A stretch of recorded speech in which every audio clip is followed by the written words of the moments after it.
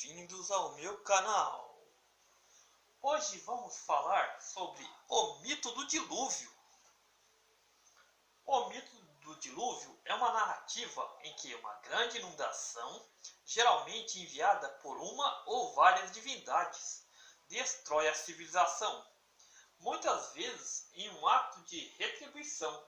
Paralelos são frequentemente feitos entre as águas da inundação e as águas primitivas de certos mitos de criação, sendo que a água é descrita como uma medida de limpeza ou purificação da humanidade, em preparação para o renascimento.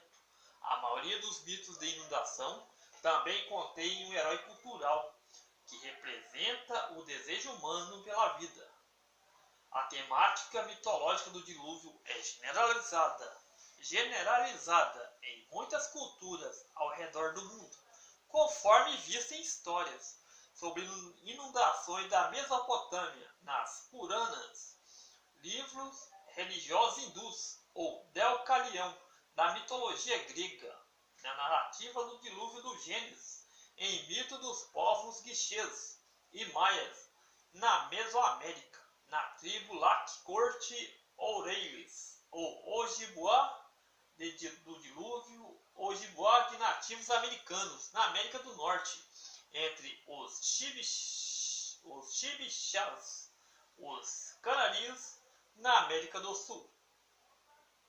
A história da inundação da Mesopotâmia diz respeito dos épicos de Ziusudra e Gilgamesh e Atrahasis.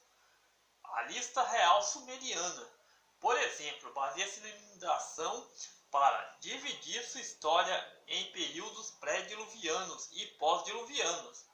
Os reis pré-diluvianos tinham enorme expectativa de vida, enquanto o dos pós-diluvianos foi muito reduzida. O mito do dilúvio sumério é encontrado no épico de Ziusudra, que ouviu o conselho divino para destruir a humanidade, no qual ele construiu uma embarcação que navegasse pelas grandes águas. Na versão de Atrahasis, o dilúvio é uma inundação pluvial. No século XIX, o assiriologista George Smith traduziu o relato babilônico do Grande Dilúvio. Outras descobertas produziram várias versões do mito do dilúvio mesopotâmico, encontrado em uma cópia de 700 a.C. do épico de Gilgamesh.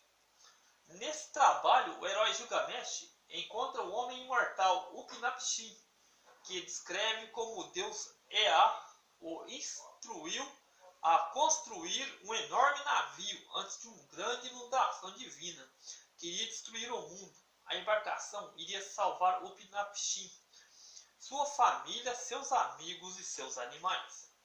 Na mitologia hindu, textos como Satapatha Brahmana mencionam a história purânica de um grande dilúvio que Natsya, o avatar do deus Vishnu, adverte o primeiro homem, Manu, sobre um dilúvio iminente e também aconselha a construir um barco gigante. Na narrativa entre o dilúvio encontrado no Gênesis da Bíblia hebraica, Deus decide inundar a terra por causa da profundidade do estado pecaminoso da humanidade. O justo daquele que segue as diretrizes divinas. Noé recebe instruções de construir uma arca. Quando a arca é construída, Noé, sua família e representantes de todos os animais da terra são chamados para embarcar. Quando o dilúvio destrutivo começa, toda a vida do lado de fora da arca perece. Após as águas baixarem, todos aqueles a bordo desembarcam e têm a promessa de Deus, que ele nunca vai julgar a terra com o dilúvio novamente. Ele dá o arco-íris, com sinal da promessa.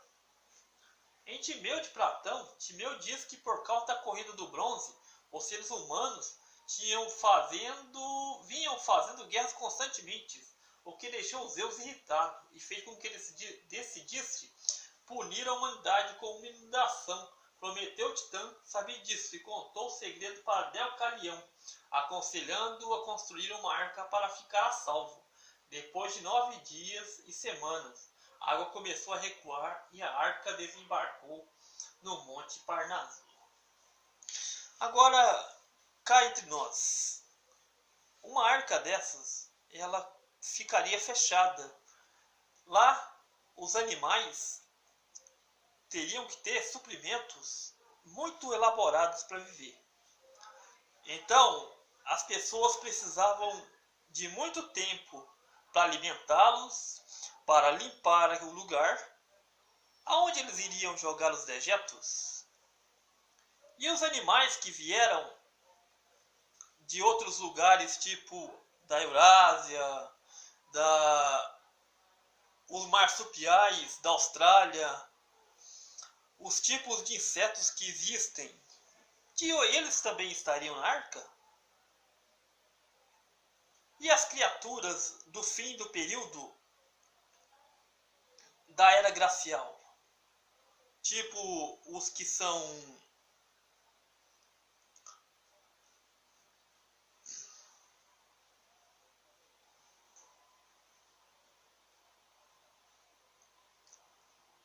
Mastrodonte, Smilodon fatalis, a preguiça gigante e todos os animais que o homem viu no fim da Era Glacial. Porque, segundo as pesquisas que eu vi, haveria divergências entre a fauna que fala na Bíblia e que existia ultimamente, os fósseis de preguiça gigante, que não é nem comentado na arca, os mamutes ou mastrodontes, nenhum desses são sequer citados na Bíblia. Eu não vou expor aqui nem os dinossauros. Será que esses também estavam na arca? Porque é difícil de entender.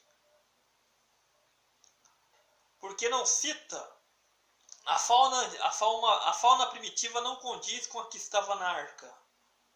Isso também é levado ao caso. Comenta aí embaixo o que você acha.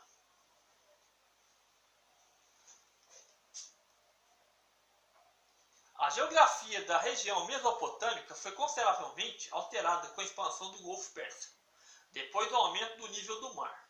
Após a última era do gelo, os níveis globais do mar eram cerca de 120 metros mais baixos em torno de 18 mil anos atrás e subiram até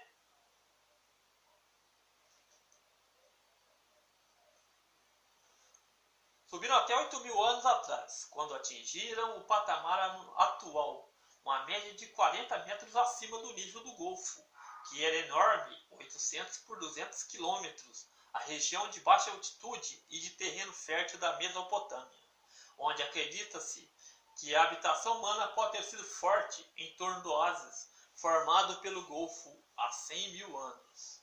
Um aumento repentino dos assentamentos acima do nível atual da água é resultado cerca de 7.500 anos. A historiadora estadunidense Adrienne Maior promoveu a hipótese que os mitos da inundação globais foram inspirados em observações de homens da antiguidade de conchas e fósseis e peixes em zonas do interior da montanha. Os antigos gregos, egípcios e romanos documentaram a descoberta de tais restos nestes locais. Os gregos acreditavam que a Terra tinha sido coberta por água em várias ocasiões, citando as conchas e os fósseis de peixes encontrados nos cumes das montanhas como evidência disso. Sobre o mito de Deucalião, especula-se que um grande tsunami no mar Mediterrâneo, causado pela erupção da Terra, com uma data geológica de aproximadamente 1630, em 1600 a.C., é a base histórica do mito.